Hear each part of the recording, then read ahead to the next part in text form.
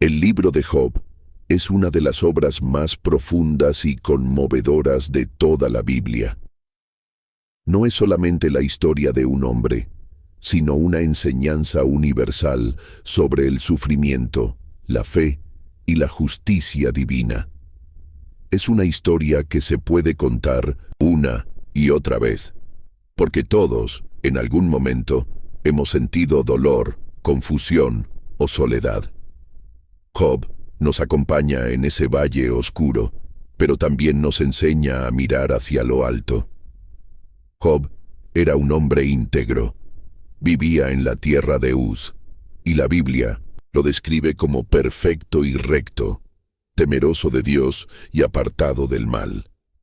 Tenía una gran familia, era rico en bienes materiales y era muy respetado. Desde el principio se nos muestra como alguien que hacía lo correcto, que honraba a Dios con su vida y que cuidaba a su familia. Hasta ofrecía sacrificios por si acaso alguno de sus hijos pecaba en su corazón. Era un hombre justo. Pero entonces, en el cielo, ocurre algo que cambia todo. Satanás se presenta ante Dios, y Dios menciona a Job como un ejemplo de fidelidad. Satanás responde que Job es fiel solamente porque tiene una vida cómoda. Entonces, Dios permite que Satanás pruebe a Job, pero sin tocar su vida. En poco tiempo, Job pierde sus posesiones, sus siervos y, lo más doloroso, a sus hijos. A pesar de todo, Job se inclina y adora, diciendo: «Desnudo salí del vientre de mi madre, y desnudo volveré allá. Jehová me dio, y Jehová me quitó. Bendito sea el nombre de Jehová». Pero la prueba no termina ahí. Satanás vuelve a pedir permiso para afligir el cuerpo de Job, y Dios lo permite. Job es herido con llagas, desde la cabeza hasta los pies. Su dolor es tan grande que se sienta sobre ceniza y raspa su piel con un pedazo de teja. Su esposa, desesperada, le dice: «¿Aún retienes tu integridad? Maldice a Dios y muérete». Pero él le responde: «¿Recibiremos de Dios el bien y no recibiremos el mal?». Aquí comienza la parte más larga del libro, el diálogo entre Job y sus amigos. Llegan 3 hombres, Elifaz, Bildad y Zofar. Al principio se sientan con él en silencio durante 7 días. Esa es la parte más sabia que hicieron. Pero luego comienzan a hablar. Intentan consolarlo, pero terminan acusándolo. Dicen que su sufrimiento debe ser consecuencia de algún pecado oculto. Según ellos, Dios es justo, así que si Job está sufriendo, debe haber hecho algo malo. Job, con dolor, protesta. Él sabe que no ha cometido ningún pecado que merezca tal castigo. Clama a Dios, suplica por respuestas. Quiere entender por qué está pasando por tanto dolor. A veces se siente fuerte en su fe. Otras veces desea no haber nacido. Pero sigue dirigiéndose a Dios. No lo rechaza, aunque sí lo cuestiona. Este es un punto muy importante. La fe verdadera no siempre significa estar callado.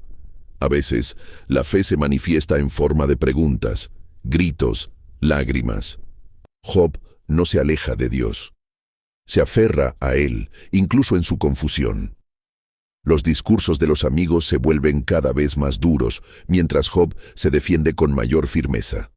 Ellos representan una visión simplista del mundo. Si haces el bien, Dios te bendice. Si sufres, es porque hiciste el mal. Pero la historia de Job demuestra que esta lógica no siempre se cumple. El sufrimiento no siempre es consecuencia del pecado. Hay personas buenas que sufren profundamente, y eso no significa que Dios las haya abandonado. Después de muchos capítulos de debate, aparece un nuevo personaje. Eliú, un joven que ha estado escuchando. Él reprende tanto a Job como a los amigos.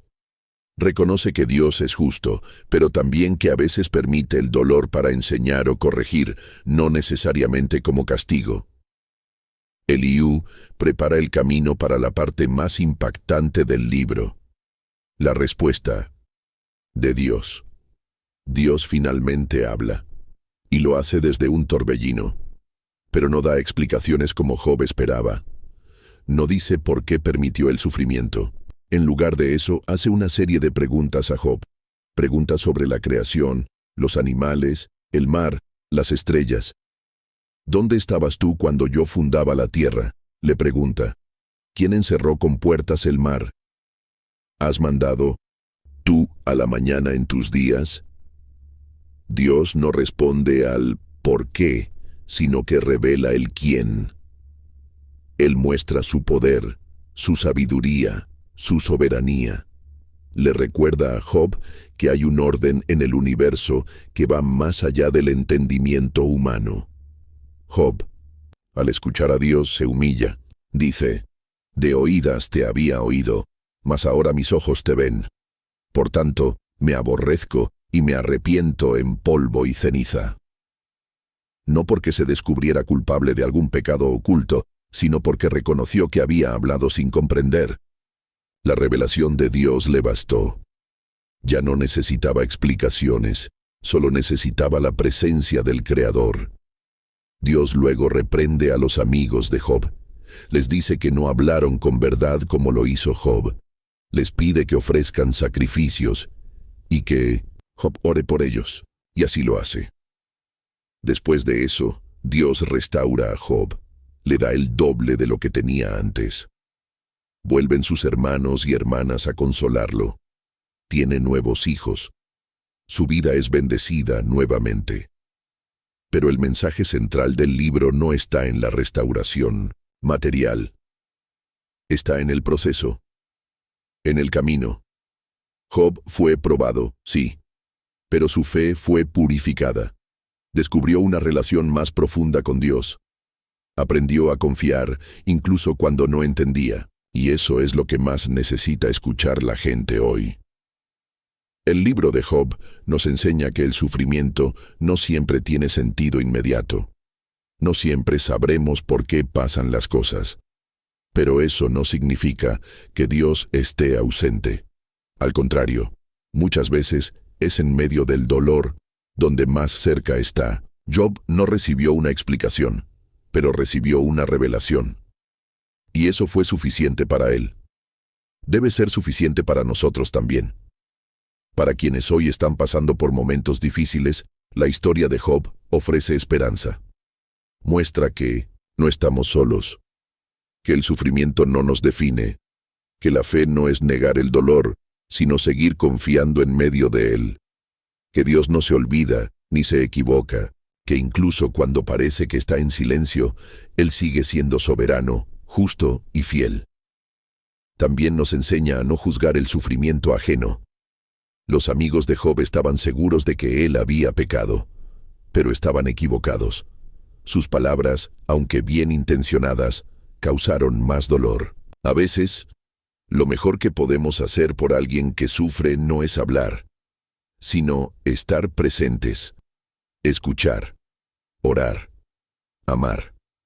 Job representa a todos los que alguna vez han perdido algo: hijos, salud, trabajo, estabilidad.